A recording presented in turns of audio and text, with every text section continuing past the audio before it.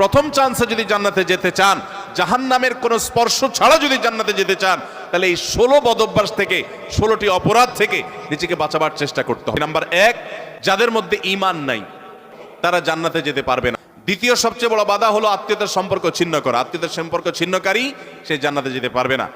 তৃতীয় বড় বাধা হলো যারা চগলখড়ি বদঅভ্যাস আছে, এই রোগটা। চতুর্থ, প্রতিবেশীকে কষ্ট দেওয়ার রোগ যাদের আছে। 5 নম্বর হলো অহংকার। 6 নম্বর হলো প্রতারণা করা, মানুষের সাথে মানুষকে ধোঁকা দেওয়া। 7 নম্বর হলো দান করার পর খোঁটা দেওয়া। 8 নম্বর হলো কৃপণতা। 9 নম্বর হলো ঘুষ দেওয়া নেওয়া। 10 নম্বর হলো মা বাবার নাফরমানি করা, মা বাবার অবাধ্য হওয়া, মা বাবার অসম্মান করা। 11 নম্বর হলো মাদক আসক্ত হওয়া।